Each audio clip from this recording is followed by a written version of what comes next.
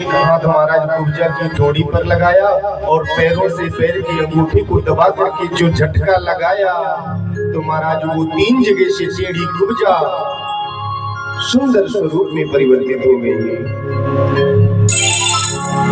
आज महाराज भगवान कन्हैया ने कुब्जा का उद्धार करते हुए आगे बढ़ते हैं। अब महाराज मामा के दरवाजे जब पहुंचे तो द्वार पे ही मामा ने व्यवस्था कर रखी थी भगवान के स्वागत की। महाराज हाथी को मदिरा से मदान करके दरवाजे में ही खड़ा कर दिया गया था कि ज्यों ही कन्हैया यहाँ पर आए तो उसको दरवाजे में ही इस हाथी को छोड़ देना। कुबलिया पेड़ नाम का हाथी बहुत बलवान हाथी था, इसको छोड़ देना जिससे कन्हैया को वध कर देगा। किसी को ये भी नहीं होगा, ये होगा कि हाथी पागल था, उसने पैरों से कुचल करके कन्हैया को मार डाला, मेरा नाम भी नहीं लगेगा। भगवान ने देखा कि ये मदान हाथी मेरी तरफ आ रहा है तो भगवान ने उसकी सूंड को पकड़ करके 2 पछाड़ लगाई कि एक ही बार में महाराज वो कुबलिया पेड़ नाम का हाथी नाम सत्य हो गया। महाराज दाऊ जी ने और भगवान ने उस हाथी के एक दांत को अपने कंधे पर रखा और अब भगवान का ऐसा दर्शन हो रहा है जैसे महाराज भगवान युद्ध करने के लिए एक योद्धा बन गए हो।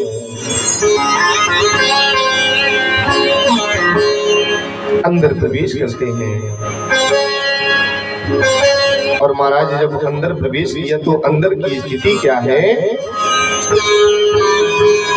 जिसने भी भगवान को देखा तो भगवान को देखते ही मल्लानाम शबिरनाम नरवरह स्त्रीणाम स्मरो मूर्तिमान गोपानां स्वजनों सतां क्षितिभुजां सास्तां सुपितृ शिशु।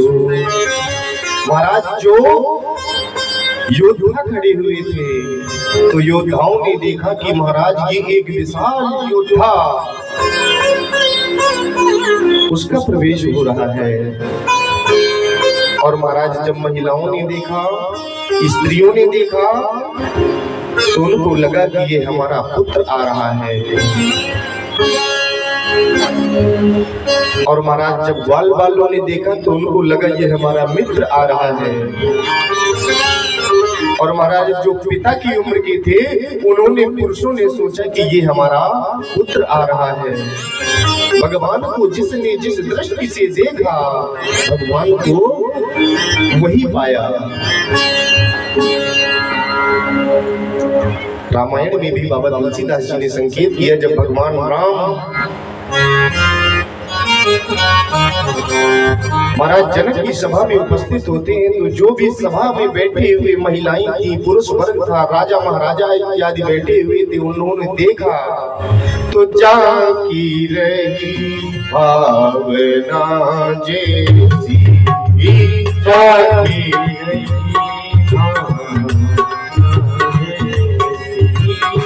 जागी रही भावना जैसी जागी रही भावना जैसी प्रभु मूरत देखी दिन कैसी प्रभु मूरत देखी।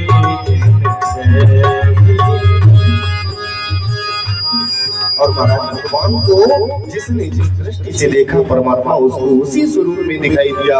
और महाराज मृत्यु भोजपतिर विराट विदुषाम तत्वं परम योगिनाम वृषणीनाम परदेवते विदितो रंगम गतः सागरजा।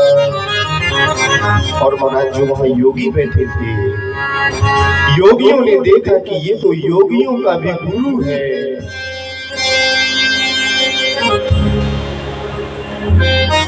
महाराज उस कुवलिया पीड़ हाथी का वध करके भगवान ने रंगशाला में प्रवेश किया। तो रंगशाला में भी वहां महाराज कंस के द्वारा कन्हैया को मारने के लिए व्यवस्था की गई थी। चाणूर और मुष्टिक नाम के दो महान योद्धाओं को रंगशाला में खड़ा करके रखा था। बोले जैसे ही कृष्ण का आगमन अंदर हो, यदि कुवलिया पीड़ नाम के हाथी से बच करके किसी प्रकार अंदर आ जाए तो ये दोनों योद्धा तुम इनको नहीं छोड़ना, ललकारना कि तुम्हें पहले हमारे साथ युद्ध करना पड़ेगा। महाराज चाणूर और मुष्टिक ने ज्यों ही कन्हैया को देखा तो बोले तुम हो कृष्ण? हमने तो सोचा था कि कोई बहुत बड़ा योद्धा होगा, लेकिन तुम्हें देख करके तो लगता है तुमने पूतना राक्षसी का वध किया, तृणावर्त को तुमने मारा। महाराज कंस के द्वारा जितने सैनिक भेजे गए उनका वध तुमने किया।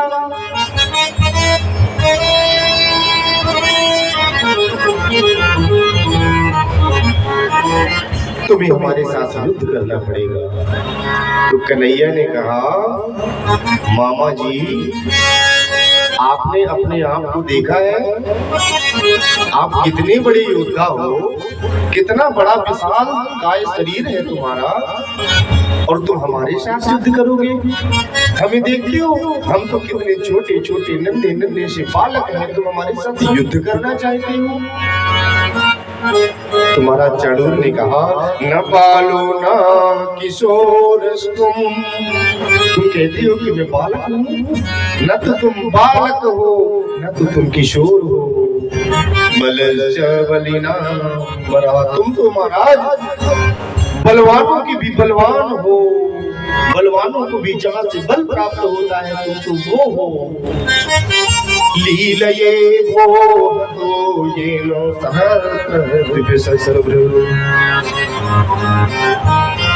महाराज चाणूर ने पुनः ललकारा। तो कन्हैया ने कहा कि जब तुम मानते ही नहीं हो तो अब युद्ध करना ही पड़ेगा।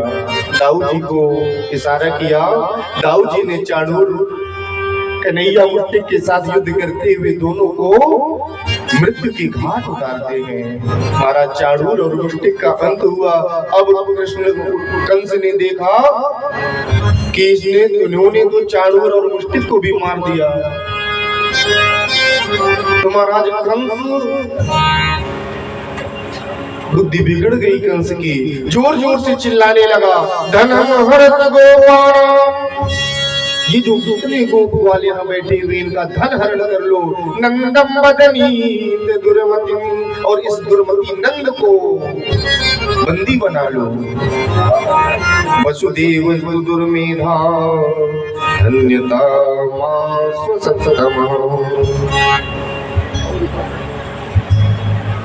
महाराज कंस जोर जोर से चिल्लाने लगा, और ज्यों ही कंस की ऐसी आवाज को कन्हैया ने सुना तो कन्हैया ने खड़े खड़े बड़ी तीव्र गति की छलांग लगाई और महाराज जी ऊपर सिंहासन में बैठे हुए कंस के सामने जाकर के खड़े हो गए। कंस से कहा, केस पकड़े कंस के। कंस ने कहा छोड़ो, क्या करते हो?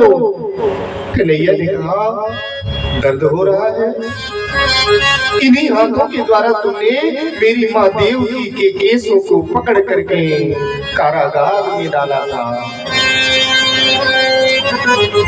जाके पाँव न फटी बेवाई, वो कहा जाने पीर पर आई। तुमको क्या पता कि बाल पकड़ने में कितना दर्द होता है, आज महसूस हो रहा है।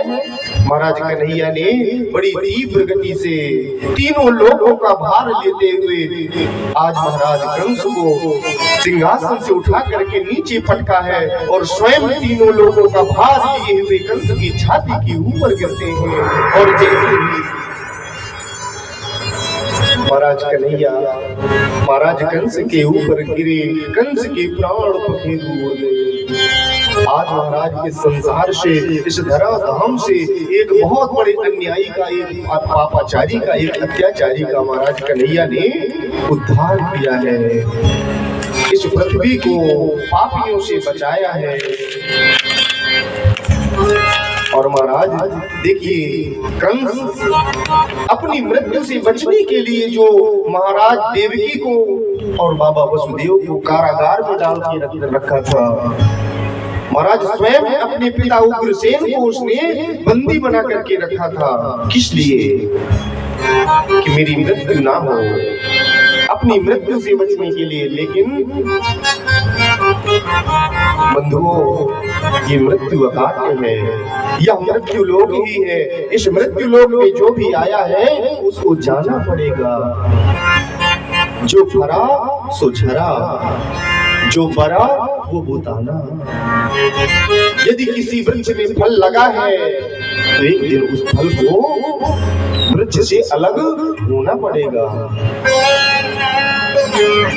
यही महाराज की सच्चाई है।